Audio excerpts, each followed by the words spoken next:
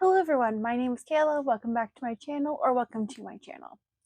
So today I'm doing the mid-year breakout tag. And I think this is a really fun tag to do every single year, just to see like how your questions change over time and kind of where you are in the middle of the year. So without further ado, let's get into it. So there's a series of questions, and I'm going to kind of describe the book as well as answer the question. Pretty straightforward. So number one, best book you've read so far in 2024. And I think this definitely goes to It's Not About the Burqa, and this is edited by Mariam Khan. So it's a series of Muslim authors, and they write about their experience with different parts of their identities. And it's absolutely fascinating, absolutely lovely read. Parts of it aren't lovely, obviously. Through the Muslim experience is very difficult sometimes, and it's very, very well written. It's a collection of essays, obviously, and I wish I had more concrete things to say about it. I just remember really enjoying it. It was during the beginning part of this year, I believe, that I read it. Next question, best sequel you've read so far in 2024. An Absent Dream by Sheena Maguire. And this is set in the Wayward Children series. And it's like a portal fantasy. For those of you who don't know, portal fantasies are essentially books where you're transported to another world through a portal.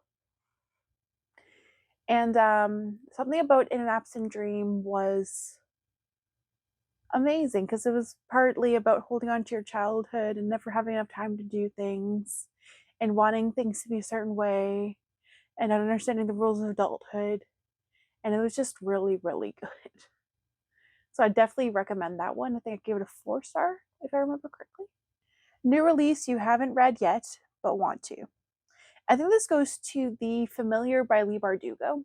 So I do not know much about this book. I know that the other thing that I've really read by Leigh Bardugo was Six of Crows and Crooked Kingdom. And I haven't fallen in love with any of her other books that have come out recently.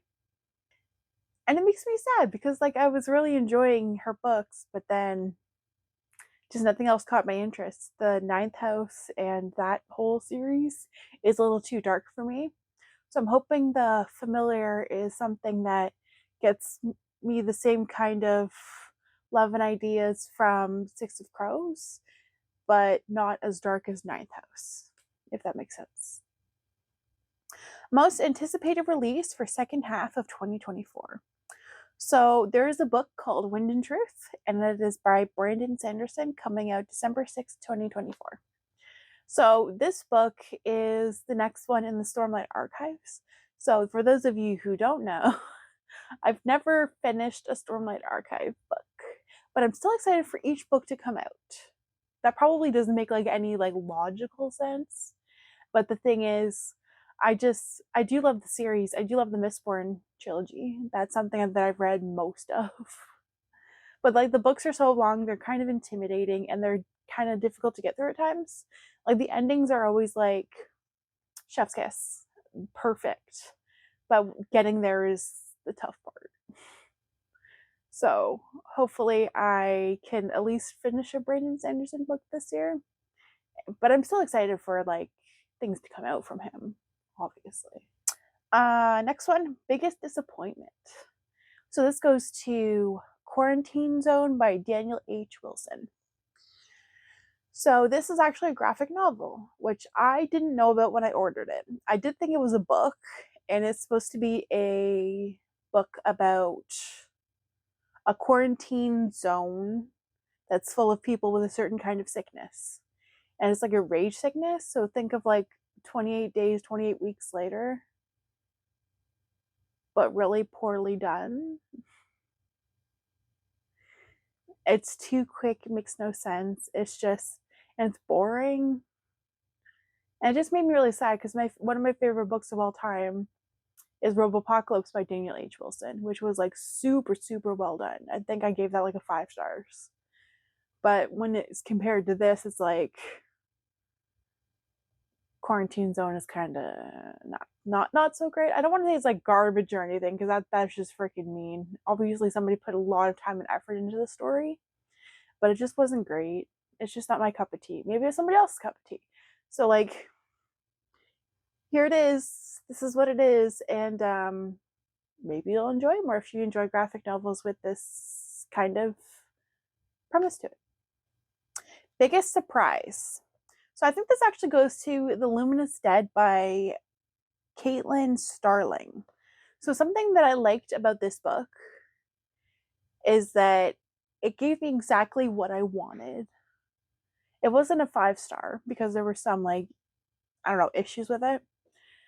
However, it promised creepy, claustrophobic, and in the middle of nowhere, isolated. And you know what? It delivered. It did exactly what it set out to do. I just think some of the issues with realism, even though it's a book, obviously, if it's a fantasy thriller book, um, there are some issues with that.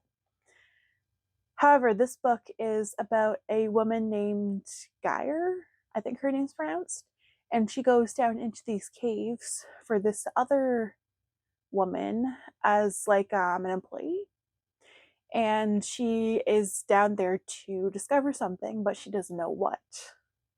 So it kind of goes off from there, and it gets really creepy and absurd, and it was a really good time. I read it on ebook from my library actually, and I really really enjoyed it. So definitely recommend it. New favorite author. So I'd say this is Martha Wells, the one that wrote the Murderbot Diaries, which I can probably get more into because I have another question down here that is about the Murderbot Diaries.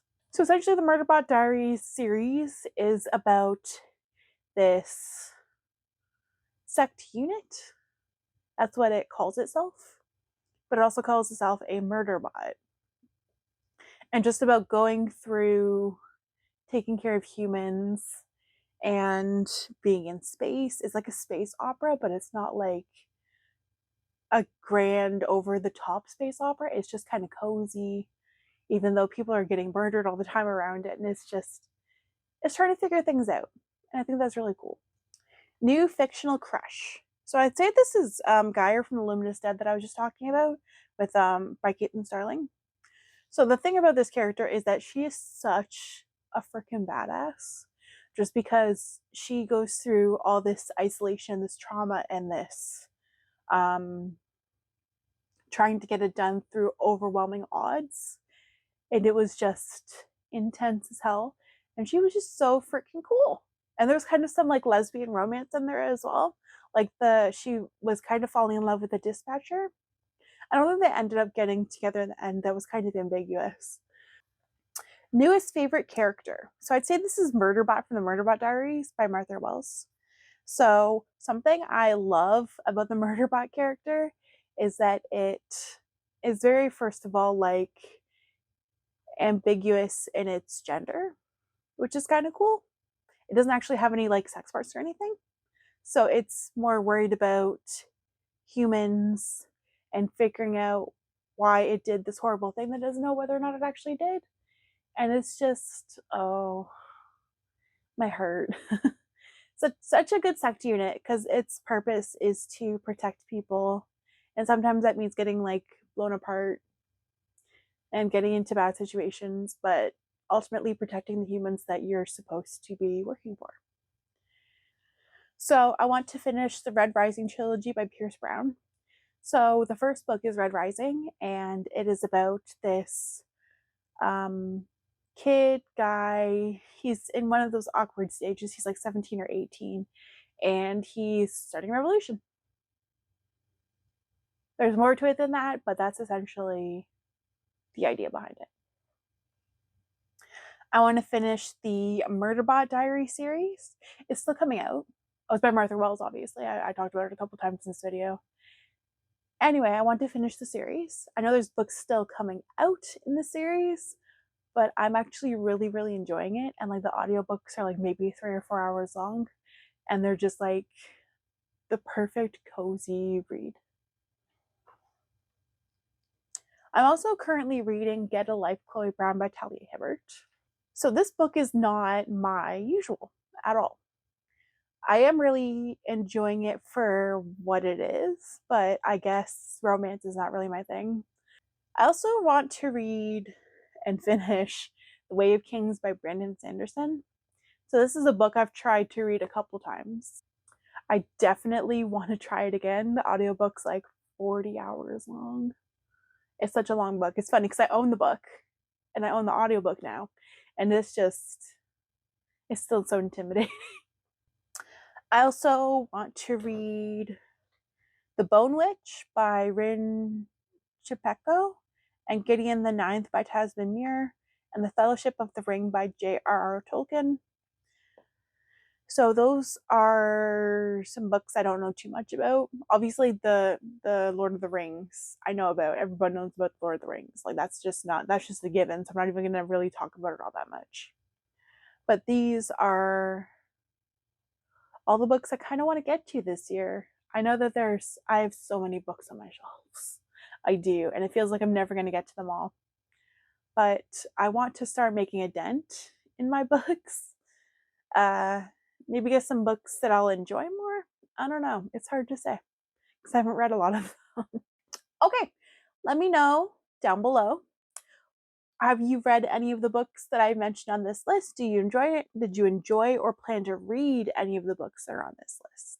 And have you done the mid-year freakout tag? I'd love to watch yours as well because it's interesting to see everybody's answers. And I know everyone has such a different idea of how to do this tag. I know some people talk about books specifically from 2024, but I don't read new releases all that often. So I just try to incorporate as much books as humanly possible and go from there. Okay, thank you very much for watching.